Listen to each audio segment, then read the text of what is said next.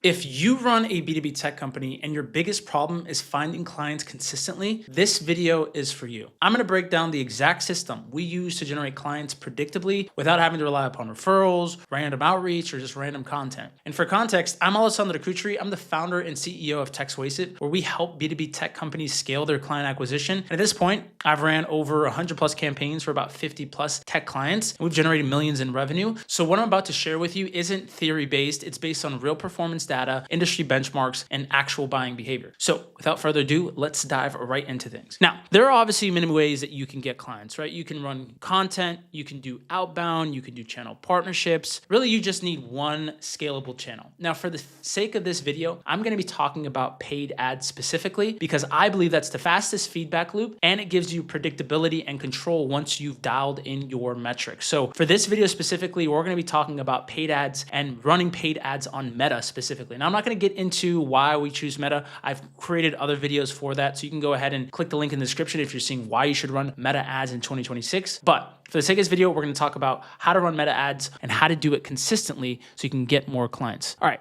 Step number one is you want to make sure that your ICP, your messaging, and your offer is dialed. Now, the reason why people fail with Meta ads specifically is that they don't realize how important it is to have really solid messaging. You want to make sure that you know exactly who you're selling to, the industry, the role, the company size, the stage of maturity that that company is at. And you want to understand all of the reasons as to why someone would buy your product. So you have to ask yourself, what are they actively frustrated with? What have they already tried? What are they skeptical about? What outcome do they actually want? You want to speak their language and not just marketing jargon. I see too many people when they're writing copy or they're coming up with messaging, they're not speaking to their audience and they're just coming up with things that sound nice, that actually aren't going to resonate with your target market. So like I said, list out every single reason that someone would buy your product, and then every single reason becomes a different angle that you can basically target them with. Now, the biggest thing that you also want to focus on when you're thinking about writing copy and understanding your ICP and your foundational messaging is what is their current state and what is their desired state, right? So where are they currently at?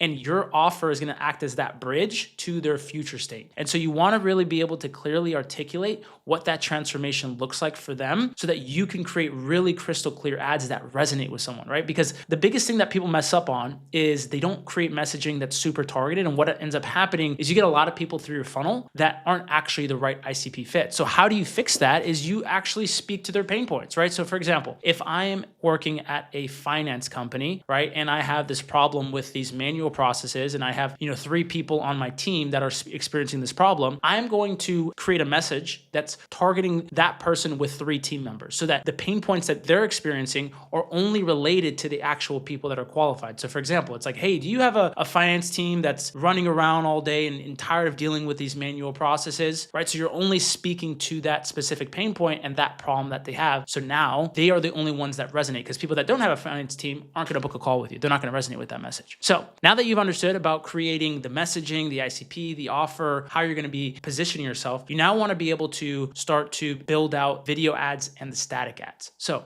in the video ads itself, they're fairly simple, and you want to start with just having a hook that calls out their situation or their pain point. Then you want to have a body that includes your offer and shows that the benefits that they have of obviously consuming your offer. And then a CTA with a clear next step. And you want to make sure that within the first 5 to 10 seconds of the ad itself, you're hooking them, right? Because it's super important that you have that hook that is dialed in because that ultimately what allows them to continue watching your video. Now, the second asset you want to test are called static and image-based ads. Now, you always want to test out both to see exactly which of them perform better. But with the static and image-based ads, it's a fairly similar structure in terms of the video ads. You just have to condense the amount of language that you can use within the static ads. So for example, you're just going to have one sentence as a hook pain point, right? So it's like, are you experiencing X, Y, and Z pain point? And then an offer, right? In terms of the actual offer that you provide, and then a CTA, right? So you want to keep them very simple, very basic, and don't go too overboard with too much text in there because that's going to basically cause it to not perform. So make sure that when you are writing these statics, you're thinking about brevity as much as you can. All right, so now that you've created the video and the static ads, you want to create what's called a video sales letter. Now, the video sales letter, the whole purpose of this is to educate your prospect, differentiate what you do, and then pre-sell them before they actually come to the call, and also get them to book a call with you, right? So in that VSL structure, you want to make sure that you talk through a couple of different items. You want to have a hook about getting them into the video and who this is for. Then you want to have a who you are. Then you want to have a core problem that you solve, the realistic solutions that they've they've tried in the past and why they haven't worked, and then your real solution and the future pacing, so what they actually get as a product of using your solution and how their life is so much better. And then you want to back it up with proof and case studies, and then you want to go into what's called an objection handling section, where they are the common FAQs that people may ask before buying your product, and then you want to have a final CTA, which is book a call with me. Now, when you have this video sales letter, what it's going to end up doing is going to get more people to convert from your landing page to actually booking a call with you, and then also it's going to get them pre-sold so that you come and you have calls that are a better fit, that know exactly what you're doing, and it's going to be easier to close them. Okay, so now that you've created the video ads, the static ads, and the video sales letter, these are all the marketing assets that you're going to create. Now you have to create the funnel, right? So the funnel's job is to do one thing. It's to get people that click on your ad to book a call with you, right? So you want to give them as much information as you can without overloading them, and you want to make sure that you also look the part, right? So a lot of these people will claim that, simple funnels and just, having one piece of text is going to be enough to get someone to convert. If you're selling to a sophisticated audience, you need to make sure that your landing page and design looks sleek, it looks good, and that you have a couple of core components. So here are the core funnel pieces that I recommend that you implement. You want to have a headline that specifically calls out what it is that you do and the transformation that you provide. You need to make this call out very, very clear, because this is actually one of the most important parts of the funnel. It's typically one of the things that we change first when a funnel's not working. It's that the headline isn't out, because sometimes people will just click on your ad, they look at the headline, and then they book a call. So you want to make sure your headline speaks directly to what it is that you do and the transformation that you provide. You want to have the VSL after the headline, and then you want to have a call to action button. Then you want to put case studies in that shows the prospect that you know what you're doing. Then you want to have an FAQ section that shares with them commonly asked questions. And then you want to have another call to action down at the bottom of the page. And so what this does is it allows people to click around, understand that you are credible, and also look at some commonly asked questions before booking a call. And so that what you're doing is you're giving them all the information up front, giving them enough information to book a call with you. Now, as soon as they click on the call to action button, you should have a type form or some type of qualification questions that pop up so that they only book a call with you if they are the right person. So you want to make sure that you're filtering for job role or company size or industry, making sure that you're targeting the right person. You don't want to go too overboard with asking like 7 to 8 qualifying questions. I've seen some people do that, and that's going to really put too much friction on the funnel that's unnecessary. But you want to ask a good amount of questions so you're able to get the right MQL booking. And then once they've obviously gone through the type form, you want to have a Calendly that shows them the ability to book. Now, after they've booked a call, you want to then send them to a thank you page, which sets the expectations with a main confirmation video. Then you want to have 8 different FAQ videos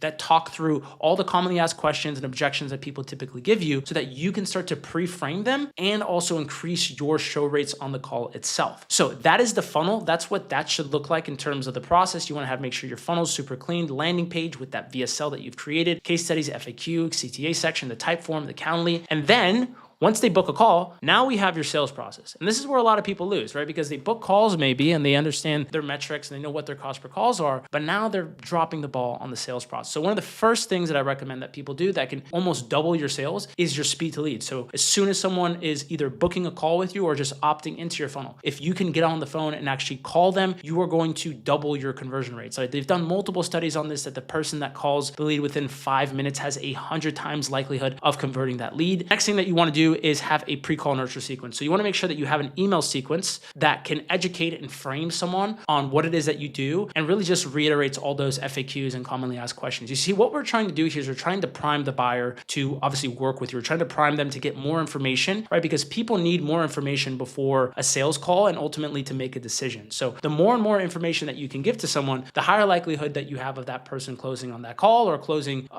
within a reasonable time. So that's why you want to make sure you're giving as much information as possible. And then what does the actual 2-call structure look like? Now, I recommend you run a 2-call flow, and I understand if you are in the enterprise space and you have multiple calls that need to go through and you have to send out NDAs before a deal even goes live, but you should still be prioritizing having a 2-call flow because it's going to help you with sales velocity. And one of the things that I think a lot of people make mistakes on when they're first building out these sales processes is not BAM-famming, which is booking a meeting from a meeting so that you can make sure that there's always a clear next step to go through. So on that call number 1, it should be discovery. It should be simply as a qualification fit. Is this the right person? Do they have the pain point that you can solve? Are they looking to move forward on a solution within the next month or so or 2 weeks or so? And are they the right ICP, right? Is it the right person that you want to sell to? After that discovery discovery call and you check those boxes, there's someone that you can help. You then want to have a second call, which is a proposal call, right? Where you basically get their exact pain points that they mentioned to you on that first call, all the things that they're going through, and then you want to present a solution to get them to that future state. You want to make sure that you're looping other decision makers in on the second call, right? So that it can speed up the process of your sales cycle. And you're going to be able to have an ability to handle the objections that come up on that call versus having to deal with, an objection you can't even handle because of the fact that they're not on the call. So one of the biggest things that you want to make sure that you're emphasizing within your sales process is sales velocity. If you have faster sales follow-up, if you have clear next steps, you're going to reduce your sales cycle length. And sales cycle length is super important when running ads because the quicker that you can collect cash, the quicker that you can actually reinvest that cash back into your ads themselves. So that is the process in a nutshell. Obviously, I'm giving you a high-level overview so you understand how to run ads and how to run ads effectively for B2B tech companies. Now, this works great if your LTV is above 10, 20,000. Economics are going to make a lot of sense for you once you've dialed this in. Now, if you're watching this and you're thinking, wow, there's a lot of different things that go into this, and you want someone to build this out for you, go ahead and book a call with myself. We'll have a quick 15, 20-minute chat to see if this is something that might work for you guys and if we might be able to partner together. But anyways, if you guys did enjoy this video and you did enjoy watching process in terms of how to get clients consistently for your B2B tech company, make sure to like, comment, and subscribe for more content. And I hope you guys have a great rest of your day. Take it easy and ciao.